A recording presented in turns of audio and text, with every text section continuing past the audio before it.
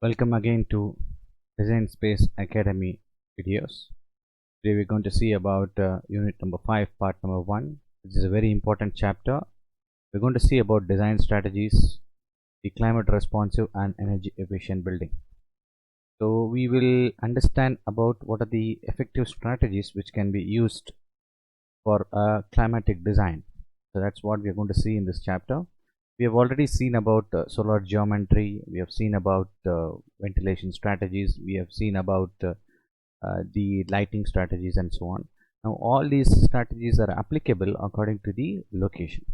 So we are going to see today about all these strategies in detail in this chapter. So the first slide will explain you about two buildings. One is in vernacular building and another one is in modern building.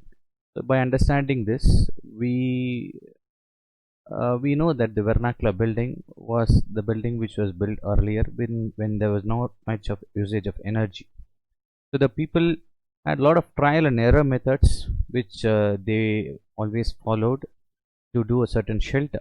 So vernacular buildings were just called as the shelter, where people started using the local materials, locally available materials which are near to them, and then they started using a lot of trial and error methods by knowing what type of building they should adapt themselves to the climatic aspects which are available there within.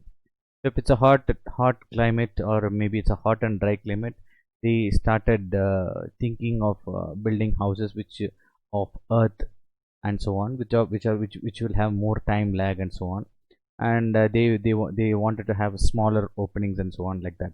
So likewise, every location had a dependency of climate, and every location had a different kind of building which was more relevant to the climatic aspects.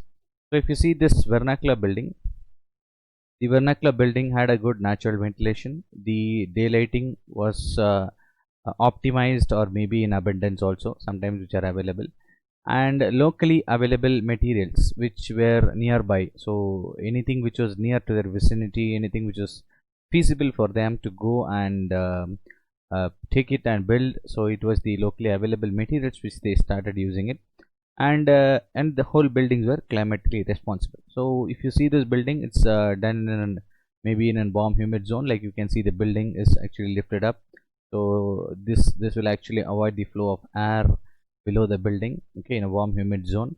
And maybe you can just note down the material. So it's a very interesting material which you can see. The material is of bamboo or whatever, some kind of little bit of thatched roofs and so on. And if you see the openings, it's having a pivoted opening, and you have a inclined thatched roof which actually is projected out a little bit, which we can understand because of that there is a lot of shading which are available here. So all these are the factors which is an influence of the climate, and because of the prevailing situations outside. Again, there are a lot of trees around which suited them with a lot of microclimatic conditions, so on and so on. But now today we have to move from this stage to this stage because people have got adapted to the fan forced ventilation, and people have got adapted to the environment which is due to the deforestation and urbanization. Now we come into a picture called as the modern building. So when you have a modern building, of course you have a natural ventilation which can be provided if it's a residential building.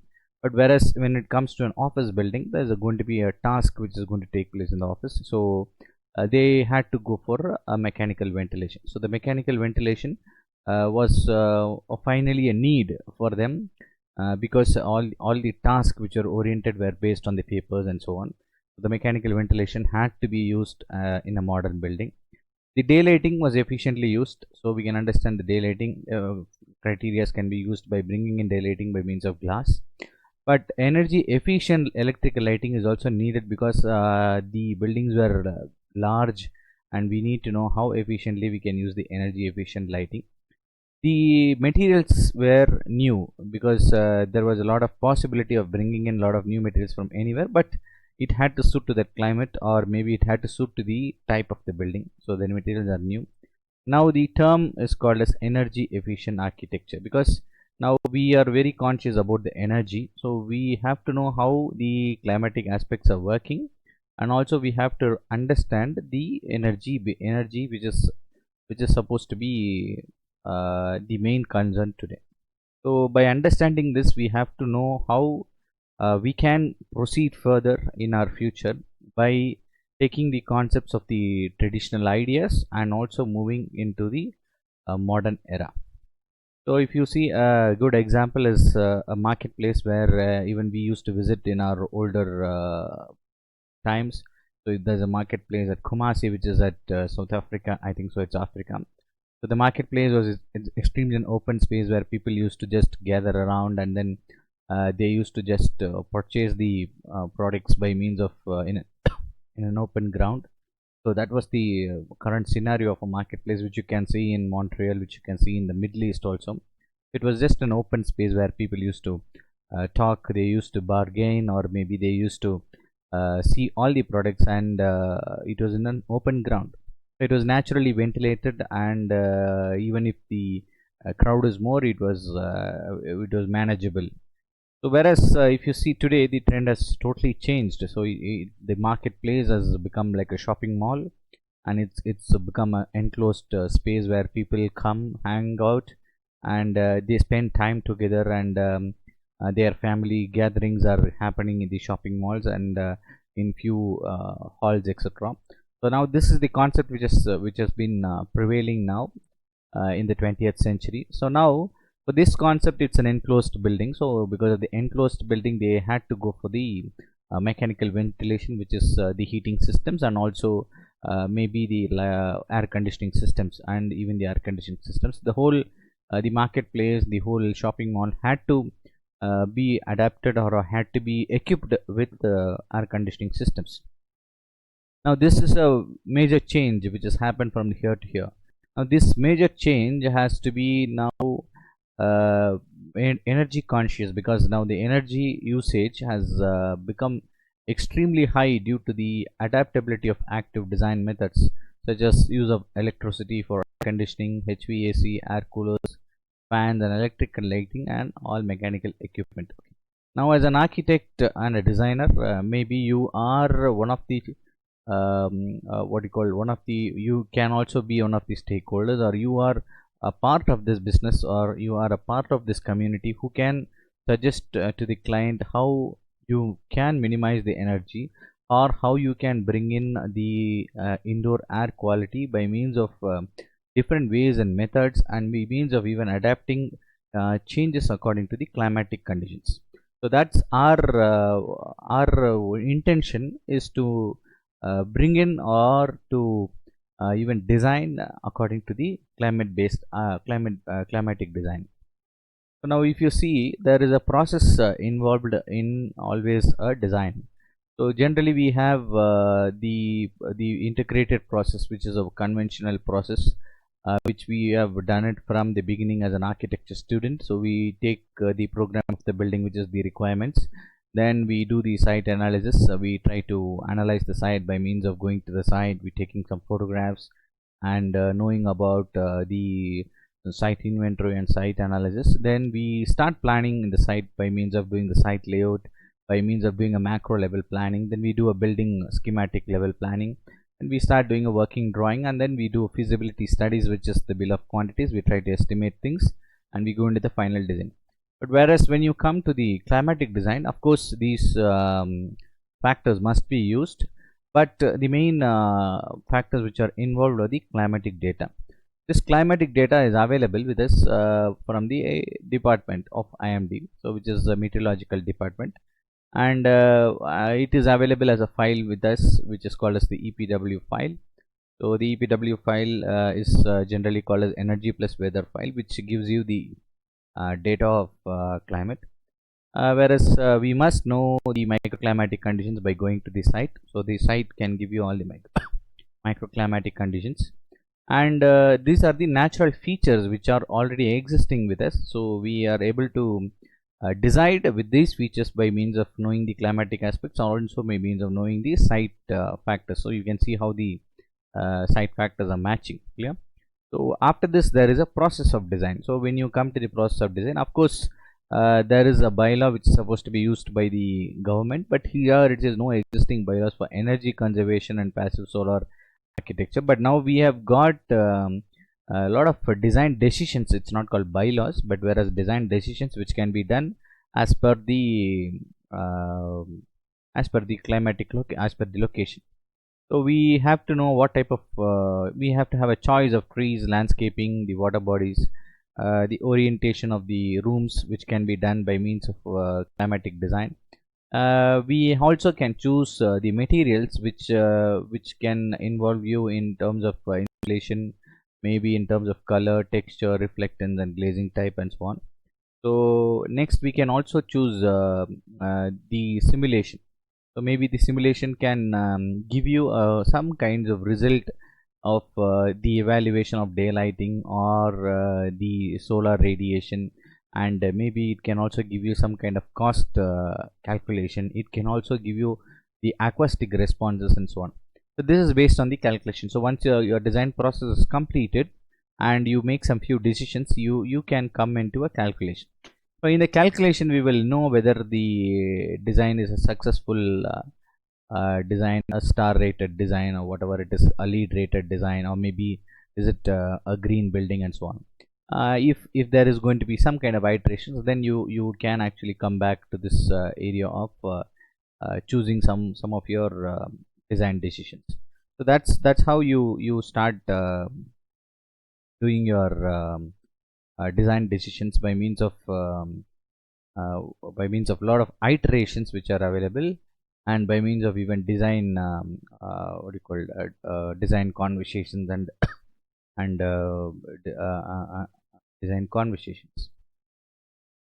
So there is an integrated approach of a climate responsive architecture. So there are 5 points which we can cover. One is the context, which is the ecological and physical context, where we need to know how the building design or even the urban design is going to affect you in terms of the ecological aspects and also the physical aspects which are in and around the area.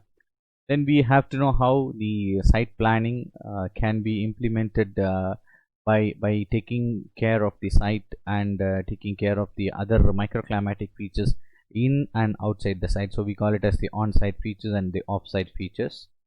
The next one is in depth when we go into the building design. So we generally say it's form follows function, but when you come to a climatic design, it says form follows climate. So you may follow a form which can actually follow the climatic aspects of the current location which you're going to design. Then in the design you go further a little more, you start knowing about the envelope of the design. So we choose the fenestrations, we choose the materials. The fenestrations are nothing but the openings of the building, so which decides the air the air movement, and even the light availability inside the building. And materials also decide about the thermal transmittance values and so on. Then when we go into the internal planning, of course we need to know how the internal planning can be what do you call effectively done by to provide proper daylighting and ventilation inside the building, so that we may minimize a lot of energy, which is the main concern now. So all these factors will actually become an appropriate design. So now our approach is going to be all this A, B, C, D, E, and F. So and this band is called as the comfort band. So this whole band is supposed to be the band of comfort. So whereas you must know how you can possibly make this band in very optimized and appropriate manner. We have the design strategy matrix for Indian climatic zone. So we have gone through this Indian climatic zone, which are having 5 types of zones: hot and dry, cold. So the cold can be divided into cold and cloudy and sunny, warm, humid, composite, and moderate zones. So whereas we have 3 strategies, which is mainly a very simple strategy which you can put forth into 3 categories. One is the heating and one is the cooling. Of course the lighting is the general strategy which you can you have to implement it in all the designs. So we have just put it as for all the designs.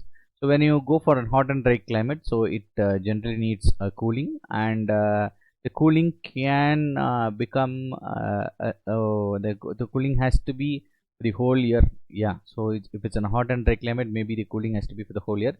Maybe it depends on the priority, the prioritized what do you call the prioritized design for a day or night extra. So it's mainly for the whole year. Whereas if you go for the cold climate, the heating is also needed. It can be seasonal. Maybe the cold climate may be very cold during some of the seasons. In some of the seasons, you have to go for heaters and so on. Annually, it is cold, but we can tackle the what do you call the cold climate we may be able to tackle the cold climate by means of little bit of passive strategies also. Then we have warm humid climate where cooling is the main strategy which you are supposed to use it for the annual. So the whole year the cooling strategy must be implemented in the warm humid climate, because it's a little bit of difficult climate where the strategies have to be implemented extremely in a very conscious and cautious manner. So that is very important. Of course, composite climate. So we know that sometimes it's too high, too hot summers and maybe too cold winters. So we need to know how we have to tackle heating and cooling in both the periods of the winter and also the summer. The moderate climate, of course, it's a little hot, and we may be able to tackle the issue by means of the cooling methods. So all these two methods will actually give you this human thermal comfort. So we understand the human thermal comfort is nothing but the human feels neutral, neither in a very hot climate, hot zone, or neither in a cold zone. He feels neutral when he's got an optimized or an ambient temperature. He feels thermally comfortable. So now these design strategies uh, have to be implemented by means of this matrix chart. By understanding the fundamental design strategies matrix for building types. So we have done a very interesting chart to know what are the types of buildings which are available today, and how do we know what are the parameters which you can depend on these types of buildings and so on. So if you see this is categorized depending on the current adaptability of human living and work culture and etc. So now what happens is we have two types of buildings. One is called non-conditioned and one is called as the air-conditioned building. So the non-conditioned building is a building, generally the term says it is a building which never uses a HVAC system, which is an air conditioning or heating system. So generally what happens is a primary system which does not need too much of energy. Okay, so if you have a daylighting and natural ventilation, you may get daylighting and natural ventilation without using much of energy. Whereas in an air conditioning building, of course, you can use a lot of glass, etc.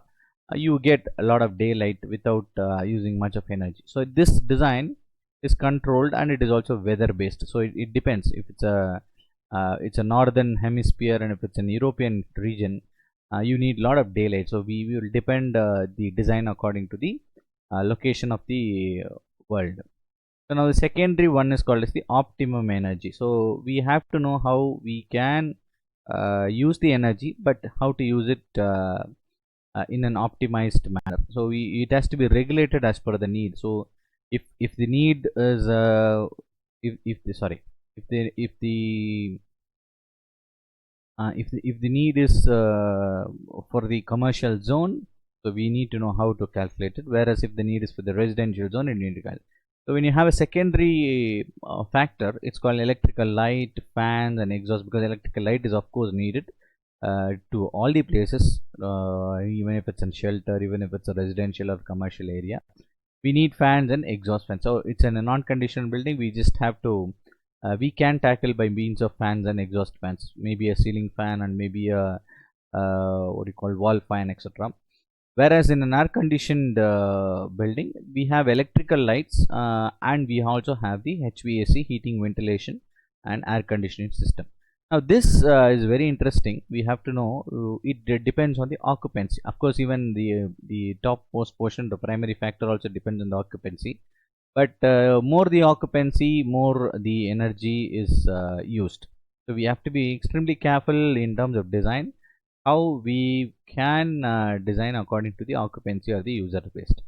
Now it's totally, the examples are residential or institutional, and these examples are theater or mall.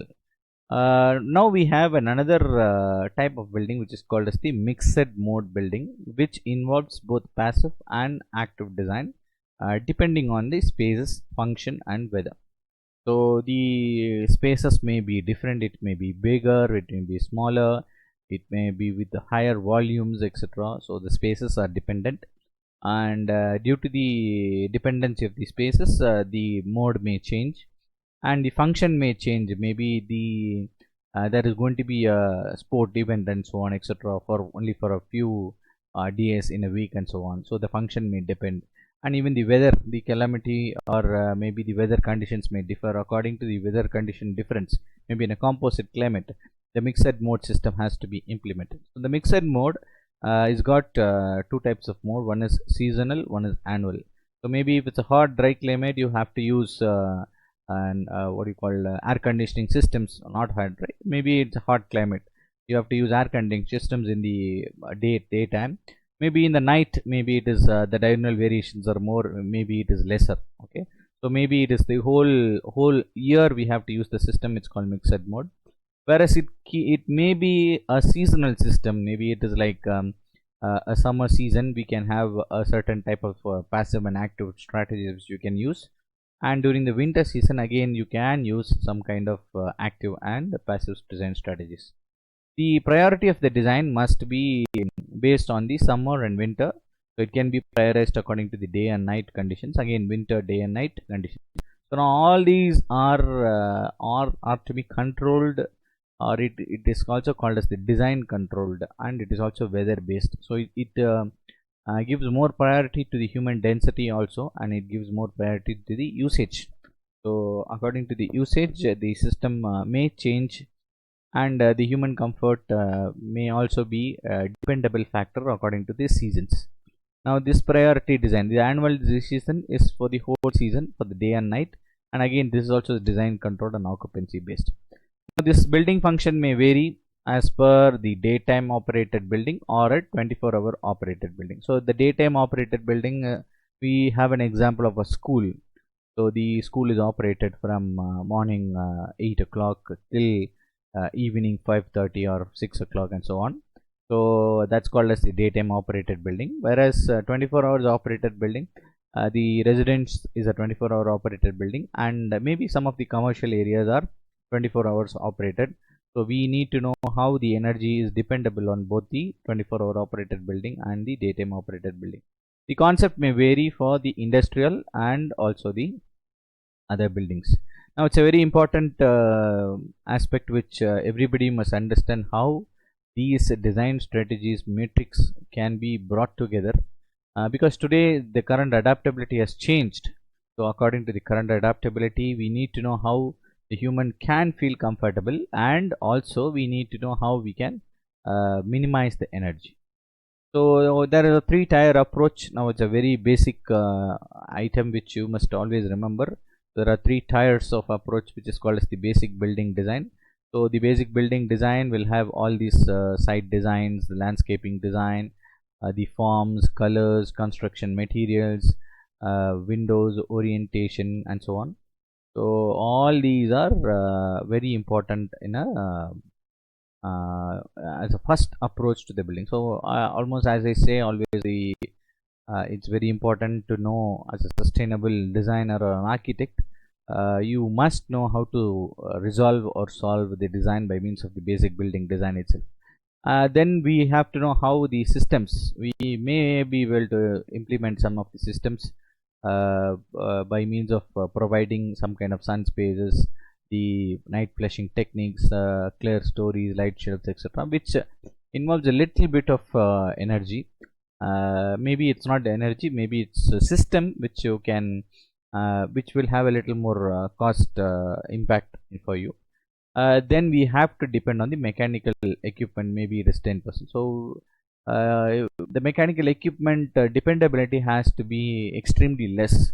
So now this forms a very good three-tier approach for a sustainable design.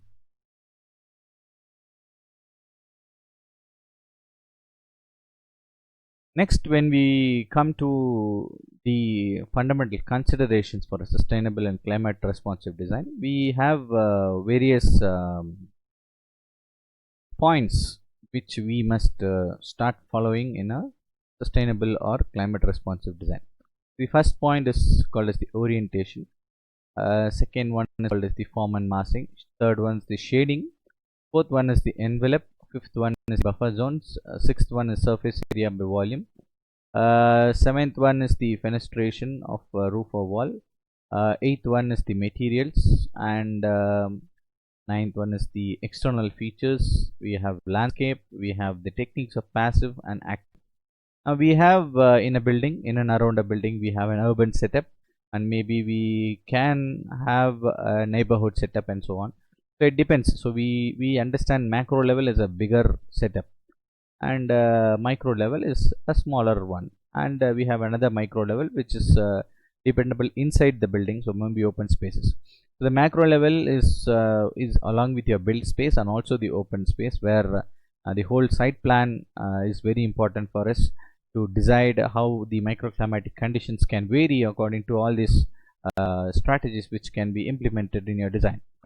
The micro level, okay, of course the building level is also very important. When you go deeper inside the design for a micro level building, again the design has to depend on the climatic aspects and also the functional aspects of the building.